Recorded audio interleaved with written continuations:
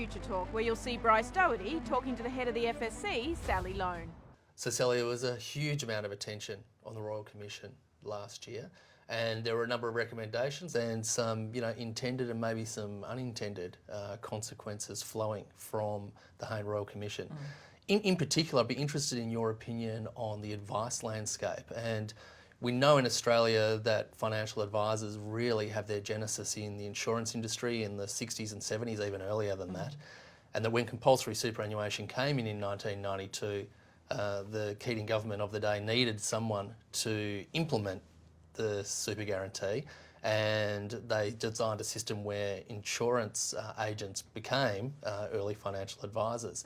And so that's led through to where we are today. And even before the Royal Commission, we know that the average age of advisors is in their mid to late 50s, mostly men.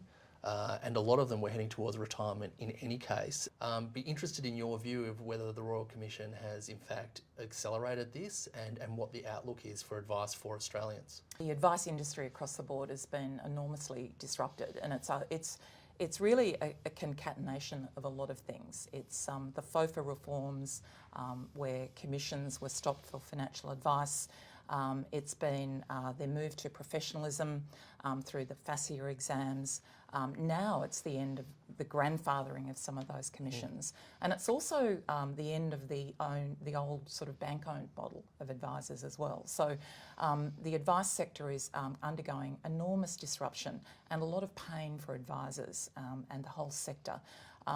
Look, we did, the FSC, we did our own research a year or two ago on advice and advisors, and most people trust their advisor. There is a great deal of trust in financial advisors. If you have your own advisor, you trust that advisor, just as you trust your doctor. So I think that at the core of everything is really solid.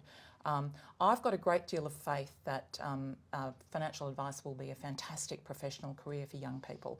You've got young people now coming into universities going straight into financial advice degrees, which is brilliant because they're coming out the other end, they're being employed, they've got a great deal of knowledge. The complexity of the landscape of investment is huge, so we do need people with all the right skills. I agree, I don't think we want to lose the people who've been in the sector a long time either, because they've got this fantastic sort of, corporate memory around advice, and they do understand the changes. So I think it's going to go through quite a rocky period. I'm optimistic because I think all Australians need advice. We're all going to be retiring with more money, thanks to super. We are going to need to speak to an expert to know what to do with that. And as I mentioned, the number of advisors in the industry was declining anyway. From what we're hearing from advisors, this is now accelerating a number of their plans to either sell their practices or retire out of their practices. The increase in the education standards is, I think, a great thing going forward. But for a number of these advisors who are in their mid to late 50s, the amount of time it's going to take them to get those qualifications doesn't match up with the remaining length of their career. We would think that advisors are probably going to go from 22,000 down to as low as 10,000, depending on whose figures you listen to. How quickly do you think that's going to happen, and how quickly do you think it's going to be before your optimistic view of the future starts to take hold and we start to see a growth in those number of advisors? I think that's a really hard question to answer specifically because I don't think we can see into the future. But I really hope that people support advisors. I hope that people today retiring, there are 700 Australians retiring every day. They need advice. I hope that everybody thinks about a trusted advisor, thinks about getting advice, thinks about how they will maximise that money that's going to have to last them until basically they peg out. And you need experts to help you. I know my own advisor has a young person, a graduate working in his practice. So I'm seeing that generational change in his own practice, and I think that gives me a lot of hope for the future. I hope the disruption doesn't last for too long, because as I said before, we're all retiring with more money. People are accumulating more money. We need advice. Well, one of the other issues I'm hearing from the advisors that I speak to is the added complexity, the added compliance hurdles. It now means that advisors are looking at between $12,000 and $20,000 just to simply open a file. And I think there's a chance that in fact prices a lot of ordinary Australians out of advice. What should we be doing to make sure that ordinary Australians get access to the advice that really will make a very big difference in their retirement incomes? Yeah, look, I totally agree. I was only reading a couple of days ago the story of somebody setting up their own licence, essentially, and the cost and the complexity was eye-watering. And of course, that all gets passed back to the consumer. So I absolutely agree.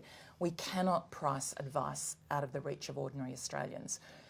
80% of Australians go through life earning around $80,000. That's a vast bulk of Australians. They will retire with more super than they probably ever dreamed of. They do need advice. How we come up with a model that actually caters to that vast group of Australians is critical. So Sally, 700 Australians retiring a day is an amazing statistic, and I always say more Australians retiring every day than any day ever before. Exactly. This is not just a challenge for financial advisors, but also for the industry funds.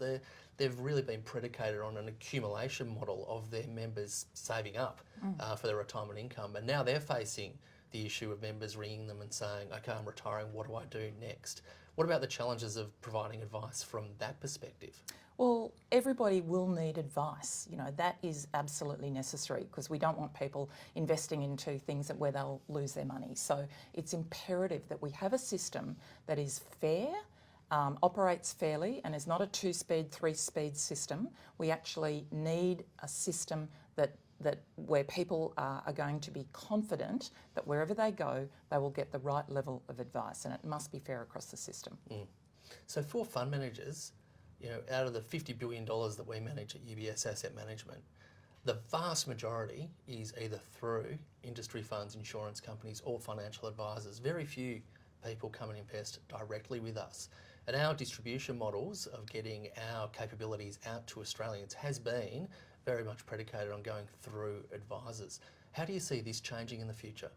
I think it will change. I do always think that you need a human at the end of any bot or robo-advice. But I do think robo-advice or some form of technology is very good for young people. I have millennial children. They do everything online. But my son was a classic example. He tried to do his tax return online, did everything right, hit a barrier, rang me up and said, Mum, what's the name of your advisor? I need to speak to a human. I was doing that the other day on my Commonwealth Bank app. Got to a point, I was chatting with the bot.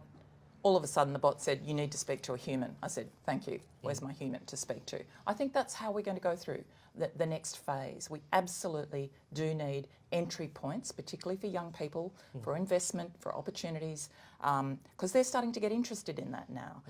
It's a whole generation that's sort of grown up with compulsory super, so they're starting to get interested. What do I do with my money? Where do I go? How do I invest it? So you've got to have the right channels, but you do need, in my view, right now, a human expert as well. Okay, thanks very much, Sally. It's been great to talk to you again. Thanks, Bryce.